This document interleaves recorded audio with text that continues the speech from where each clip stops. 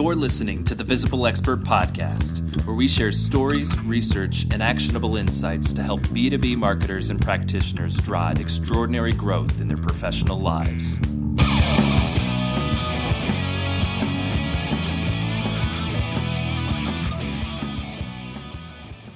Thank you for tuning in to the Visible Expert Podcast. I'm John Tyerman. And as always, I'm Kelly Waffle. And it's great to be back in the studio with you, It Kelly. really is. Well, today's episode is a good one. We've got John Englander, who is an expert on sea level rise. He's a speaker, a consultant. He's got a book out, High Tide on Main Street. And his story about that and the timing about that book when it was released is pretty interesting. Kelly, what were your big takeaways from our chat with John?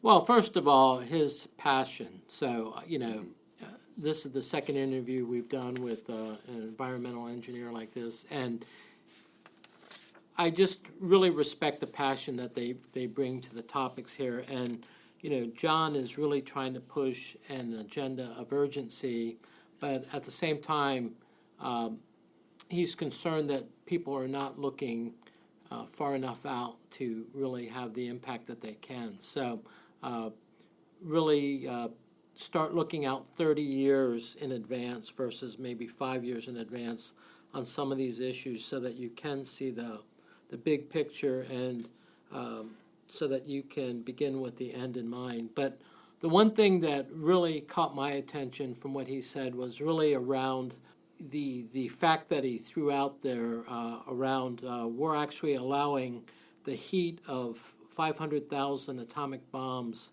into our oceans every day. Yeah. To me, that was very dramatic and very visual, and it's certainly something that got my attention. What did you get out of the discussion today, John? We told him up front that our audience is made up of engineers and consultants and so forth, and I thought it was very interesting how he took it kind of a step further and talked about the impacts of sea level rise on the legal profession and the financial sector, and how we'll need to start thinking about land assets differently. And that kind of changed my thinking a little bit. I hadn't really thought about that before.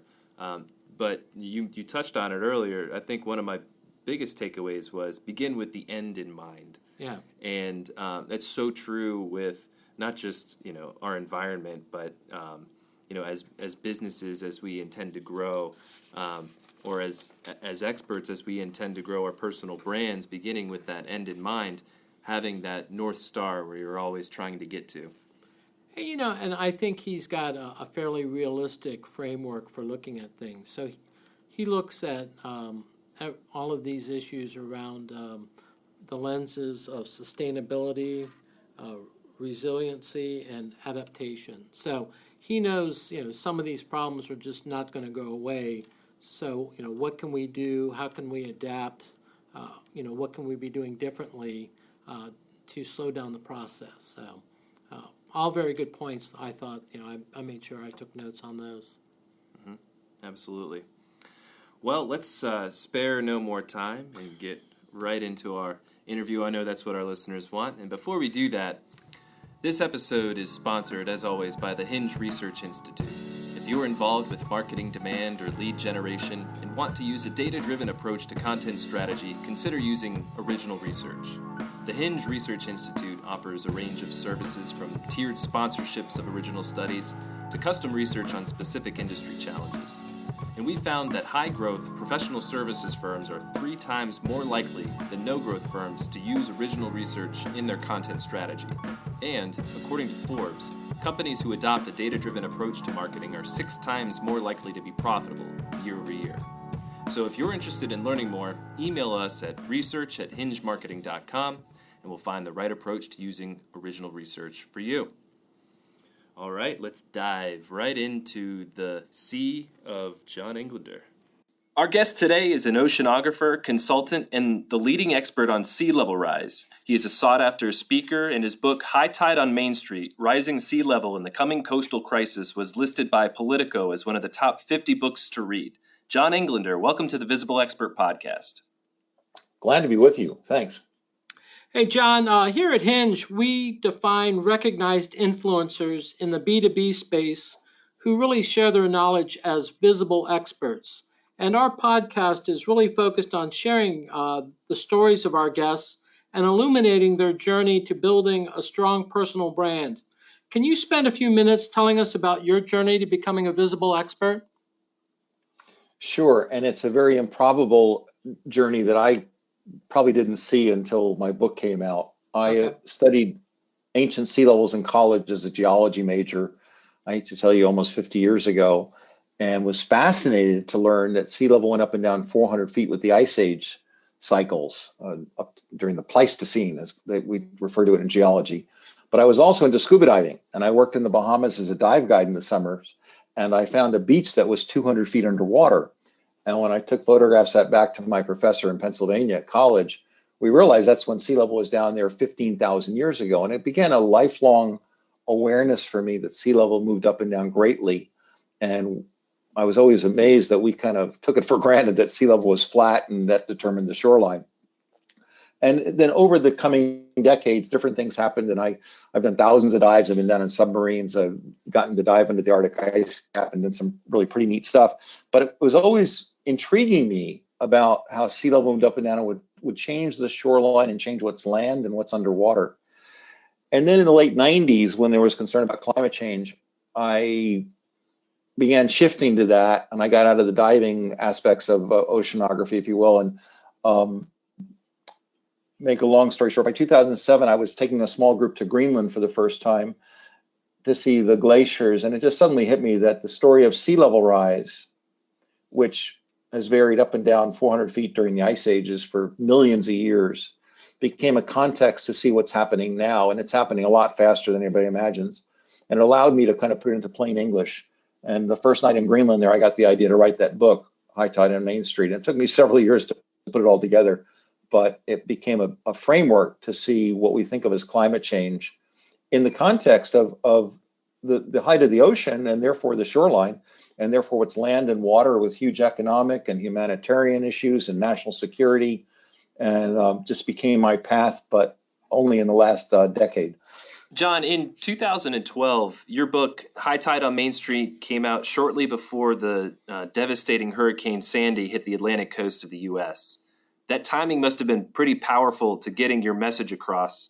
For listeners who haven't heard about your book, can you speak a little bit about what it is and some of the key points?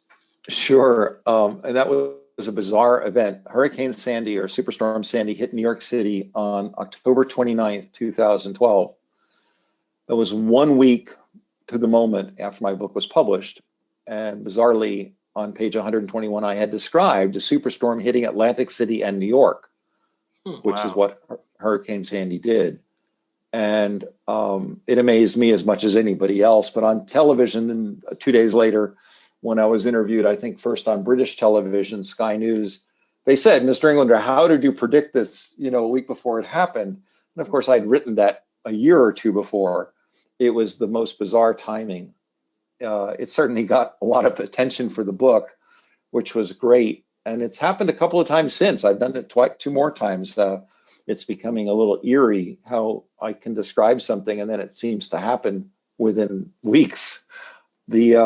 But if you look at a big picture of this changing planet and you see sea level rise different from hurricanes, different from erosion, different from rain falling, king tides, which is what I do, but putting it into plain language, a big picture emerges. And so often we get lost in the details. We get ground up in the coastal erosion on our beach or where we like to go, or the mayor or the city planners are concerned about what's this city going to do in the next 5 years.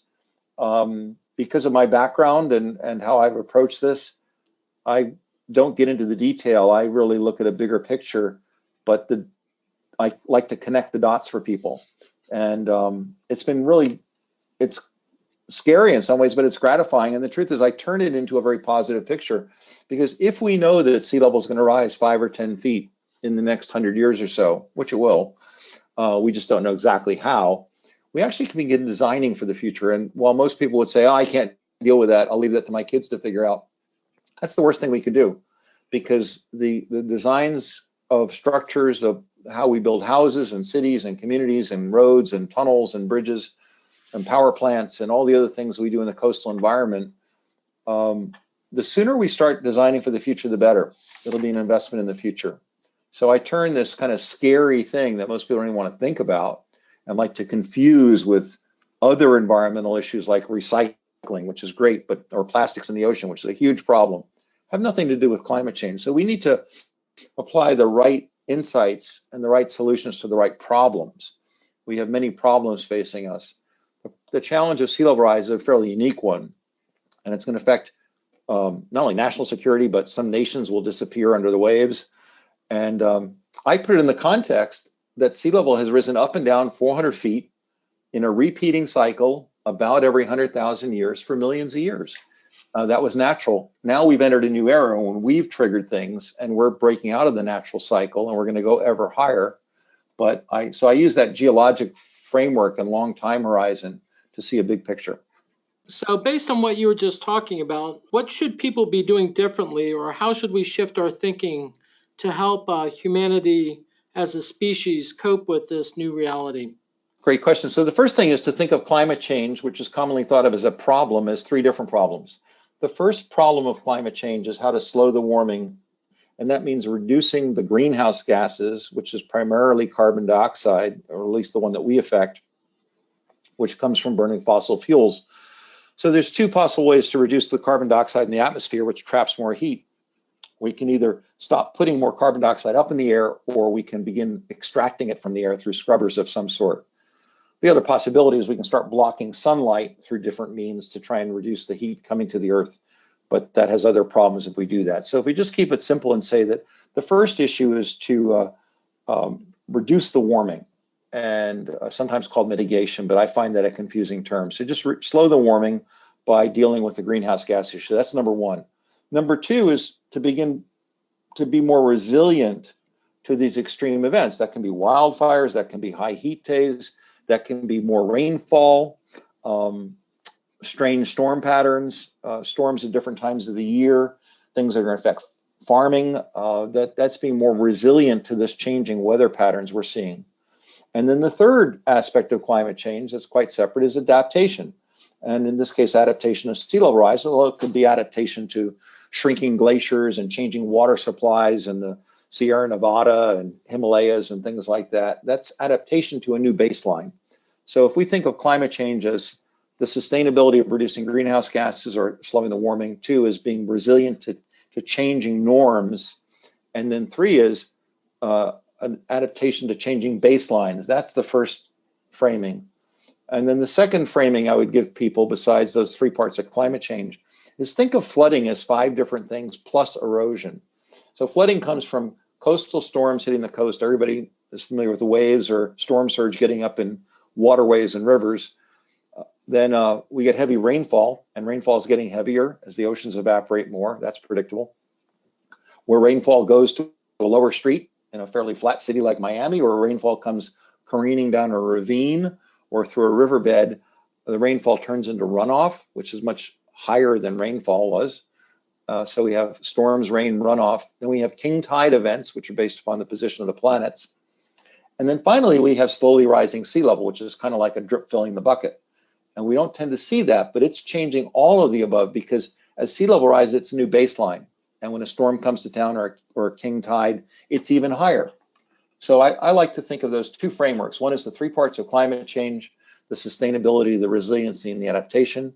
And with flooding, to think about storms, rain, runoff, king tides, and sea level rise. And then coastal erosion is different, but often is confused with flooding. John, you mentioned this earlier. You touched on how the impact of sea level rise impacts our economy. I'm just curious as to your thoughts on how rising sea levels impacts our ecosystems, our natural ecosystems, and then what effect does that in turn have on our global economy? Sure. Well, again, our view of the ecosystem in the world is based upon the last few thousand years of human civilization. And for most people, that would be stretching it. But let's just say that it goes back 5,000 years to kind of the biblical Old Testament days, if you will, just to put it in time frame. I mean, even longer than the Christian era. But because many cultures do go back to 4, 5, 6,000 years, Turkey and China and so on. But that's our time reference. But in that period of time, sea level has been sea level, and therefore the shoreline's been the shoreline. And the ecosystems that we think of, from the Florida Everglades to the Louisiana swamps to the Vietnam rice paddies to the shape of every river and coastline in the world, or tidal river, is all based upon sea level. And estuaries and the larval breeding grounds for fish and coral reefs, all of that's been oriented to sea level. And for 5,000 years, sea level didn't change. So we thought it was kind of a static line. Well, as long as sea level doesn't move up or down, the shoreline's not going to move in or out. But now we have a different perspective, and it comes from two things. One is that sea level moves up and down with the size of the ice sheets, primarily Greenland and Antarctica, and it's been happening for millions of years naturally. And now we've broken out of that because we've warmed the planet by trapping more carbon dioxide in the atmosphere. So when you put things in that context, I think you can see that it's nice to go back and want to restore things like restoring the Everglades, but that all assumed that the water level was going to stay the same. So where the Everglades Restoration Plan, for example, here in Florida, was based upon trying to get it back to a healthy ecosystem from like 100 years ago, before we started developing the Everglades into real estate, housing projects. That's not the case anymore, because now that we know that Greenland and Antarctica are melting in a warmer world and sea level is slowly rising, but rising faster and faster, we have to plan for an era when the Everglades will slowly go under saltwater, which increases the challenge. But while that's daunting, the truth is, the more we learn about the Earth, even before human impact, sea level moved up and down greatly. We just weren't aware of it. Now what's happening is it's happening much faster, and it's going to present a new kind of challenge. But, we have to deal with the cards we're dealt, and here we are, and sea level is going to rise for decades, in fact, for centuries. We should slow it, and we need to begin adapting to it. I would imagine that sea level rise impacting the extreme weather, impacting the way that we need to adapt to these new realities, would impact global supply chains from forestry and timber all the way down to farmlands. Can you speak to that, how that impacts that global network? Oh, absolutely. Good point. So, again, if you think about that the shorelines of the world, and I mean all over the world, not just the United States, but from Liverpool, England to Manila, Philippines to Bangladesh, just Singapore, whatever. Every coastline in the world is determined by sea level, and of course, we need to be near the ocean because we ship goods by, as you said, the global supply chain, primarily ports. Most freight goes on the ocean because it's much cheaper than flying it in airplanes, and the global supply chain is changing, and then you have countries like China, which are trying to establish a new global path of trade. They call it the Belt and Road Initiative, mimicking the old silk trading routes. That as sea level rises 2 feet, 4 feet, then 6 feet, ports are going to change. Now, some will adapt, and some won't. And the ones that don't plan for it and find that they're just submerged more and more under, as storms and extreme tides abetted by sea level rise, they're going to find that the shipping companies don't want the insecurity of knowing when the ports will close. And so shipping lines will change. So I think over the next few decades that we're going to start to see some changes in shipping. Both some places will adapt their ports to accommodate more flooding, and some won't, and they may find that they're off the network. In fact, I was in Singapore a few weeks ago, and they're planning for 4 meters. That's 13 feet of sea level rise for the next, in terms of their planning horizon. They're building the new airport terminal to allow for 5 meters, 16 feet of sea level rise. They're not saying when that's going to happen, but they're being very farsighted to see they need to design for a new future reality. And I think that's very smart. Yeah, that sounds smart on their part. Hey, John, you've got a lot of important points that you try to get across here. What techniques do you use to make sure that people are listening to what you have to say and your messages are getting showcased in a variety of different ways? Let's see, different. First of all, I try and talk to the audience. So I know in your audience that you have architects, engineers, other professional services firms. And I've talked to all of those groups and to military leaders and urban planners and so on. And I try and put it in their context. So you talk to a banker and a lawyer and an engineer, architect differently because their interests are different. And you try and show them how it affects their profession. Most people want to relate it to their community or their house, which is understandable. But I think that our best opportunity for change comes in the business world and particularly in the professional world. That's why I'm really excited to talk to you on this podcast, because it's professional services firms like architectural firms and engineering firms or investment advisory services or law firms that financial advisors that they have the capacity to understand something in their context, and they have not only the ability to apply it to the service they offer, they actually have a risk if they don't educate themselves and adapt to new knowledge of being negligent and either being marginalized in terms of their the expertise they offer, but in fact maybe giving people poor advice and being sued for it years from now. So I think from my working on this for about a decade, I've come to the conclusion that the place you can get the most impact in thinking forward about rising sea level and what does it mean for flooding and how does it contrast with beach erosion and with the other environmental efforts and clarifying it so that we build communities that are less flood prone. That the best audience I know of are two. One is the military, who think strategically for long-term planning and can think out 30 years in certain parts of the military, certain sectors of different services. So they're great, which gets into national security. But then firms like engineering, architects, urban planners, bankers, law firms, who, when presented with a case that, in the next 30 years, I mean, within the career span of somebody now working at their firm, that we need to think different. And it's either daunting and scary or it's a great opportunity, because it means that where we may have thought that engineering was known or the legal aspects of coastal development were known or finance, 30-year mortgages was a given, we need to rethink things. And that's actually either scary and daunting for somebody nearing the end of their profession, but it may be really exciting for somebody getting started, because it means we have to really rethink everything with the idea that the sea level is rising and the shoreline is going to move inland. So when you say you're talking to these different audiences, what channels are you using? Is it primarily speeches, or is it through books? Or is it through articles or social media?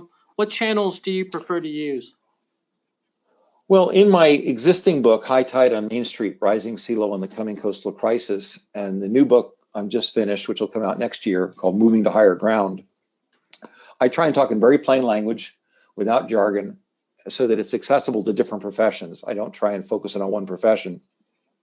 But then I get invited to be keynotes at conferences, from the American Planning Association to the American Institute of Architects, both the national and the state level here in Florida, or to talk to particular firms, service firms, law firms, engineering firms, and architectural firms, and bring it to their level, or helping them see what does it mean for them. And I think both those vehicles. And then of course there's the social media, which I work at. I'm not great at, but I do have a website, and I do a weekly blog every Tuesday morning with some new insight and then a digest of sea level rise information. So that's on my website at johnenglander.net. It's called Sea Level Rise Now. It has its own URL, but you can find it very easily. And so those are the ways I try and get the information out there. That's great. Thank you for that. Sure.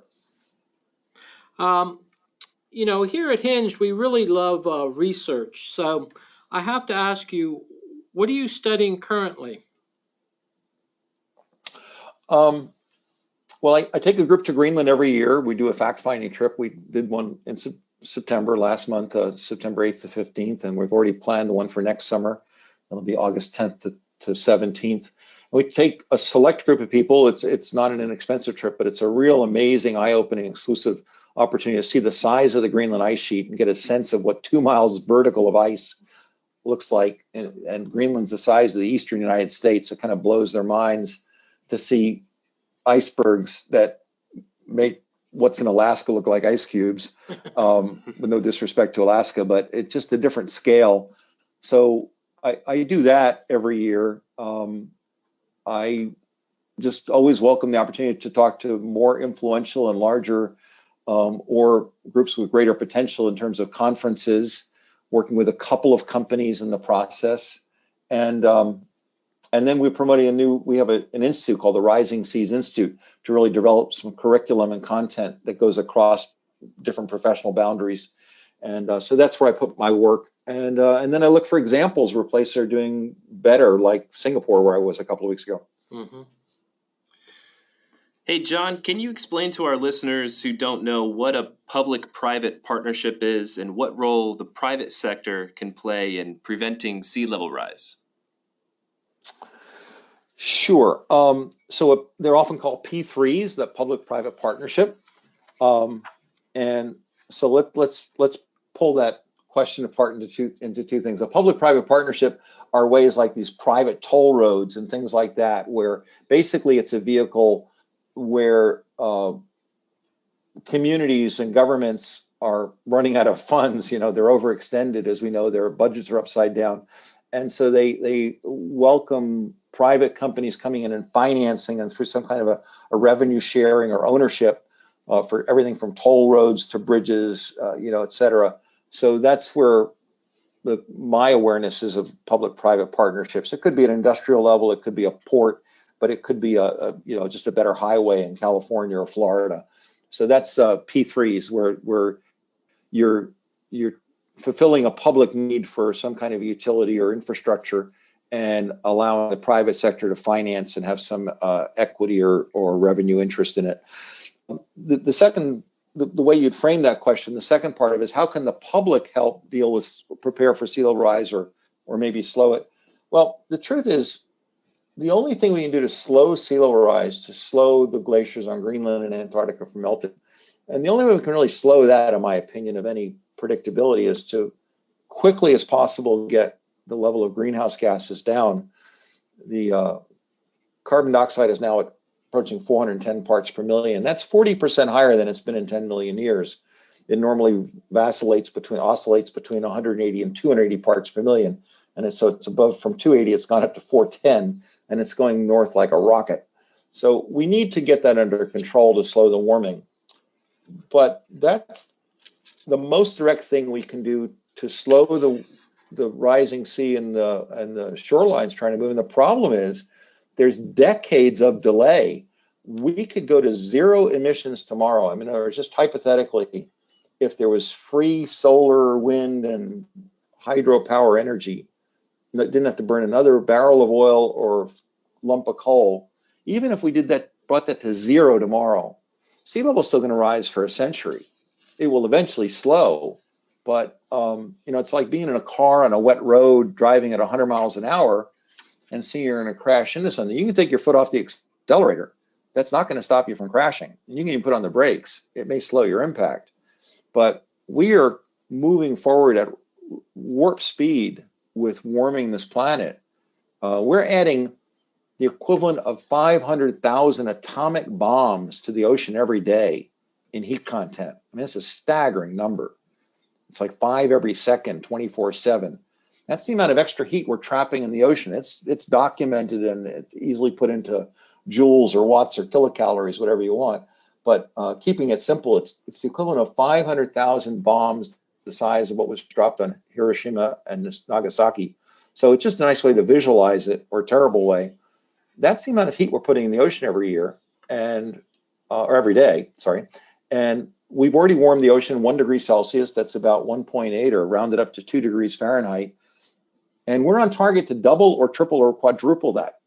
That's the debate that's going on in the environmental community, if you will. about the Paris Climate Accords, can we realistically keep the warming to double what's already happened?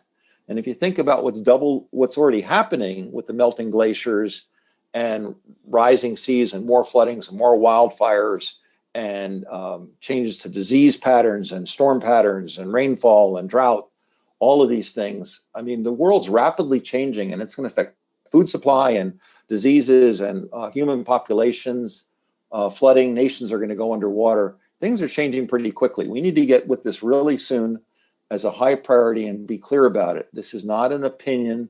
The ice is melting, the sea is rising. It's the best evidence that climate is changing. And as we said a few minutes ago, if you look back in history, sea level rose a foot per decade back 14,000 years ago. It did it for 4 centuries. It rose 65 feet. That's in the geologic record. 20,000 years ago, at the peak of the last ice age, sea level was down 390 feet, 120 meters straight down. It rose that height in about 15,000 years. And for about 5,000 years, it's been level because it was turning the corner, and we would have been entering the falling period during the cooling phase. But now we're in a super warming phase. And we're headed back to where we were 100,000 years ago when sea level was 25 feet higher. I don't know how soon we'll get there, but whether we get to 4 feet or 8 feet or 10 feet this century, we need to start planning for the future, and it's going to be different than the past. Well, it sounds like we'll get there a lot sooner than nature intended. For sure. Hey, John, in talking to you earlier, you recommend that people look beyond 5 and 10 years out and really kind of look 30 years out to really address this issue. What other tips do you have to get people focused on combating climate change today? Sure. Well, first of all, I use the 30-year perspective because it's a home mortgage. It's a time span that most people, assume they're going to live unless they're extremely old. But it's an amount of time that we can grasp, as I say, most commonly with financing our house. It's a generation or however you want to think about it. But when we only look at 5 or 10 years or 20, which is the normal long-term planning horizon, we don't see the big picture. When we look at 30 years, mid-century now, we could have a foot or two of sea level rise. That makes us think bigger.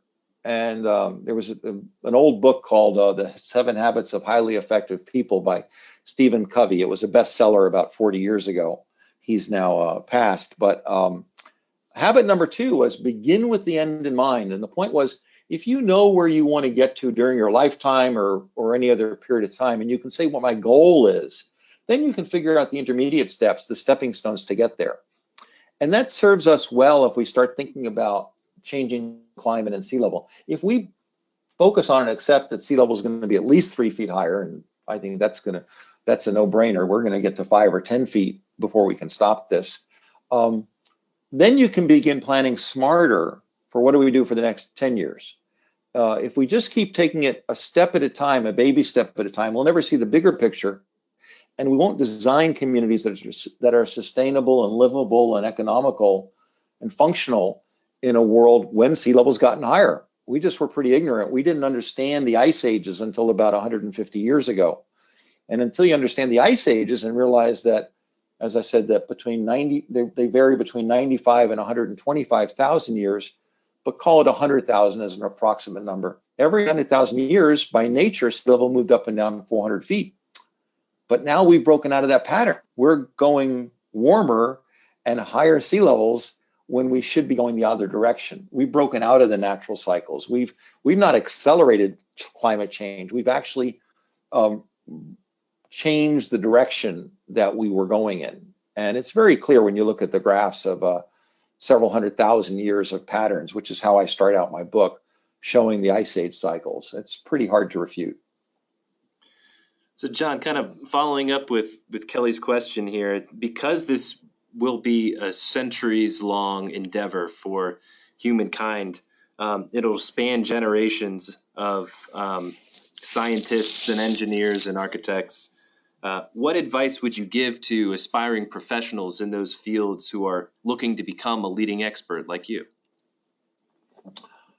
Well, certainly they have to read my book to start.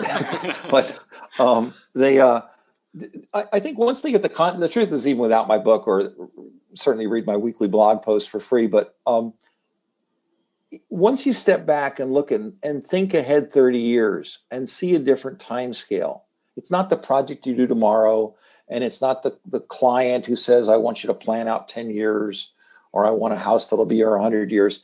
But if you see the world differently, and that may be population trends, that may be urbanization, which is another trend, that may be the development of China as a global power. I mean, you can look at lots of different trends. But if you see that besides the increasing population and density and scarcity of fresh water and all the other different issues we have to face, that sea level is going to be higher. I think for that architect or engineer, particularly the young ones, where they may have thought that they're just learning from the masters and they're the senior people in their firms, that this is a new challenge. And younger people, somebody starting out their career in their early 20s, is maybe lost at first and maybe still trying to figure out their path. But new challenges that are quite clear that will last their lifetimes are rare. But once they understand this one, they have a huge opportunity. And it's in more fields than people would imagine.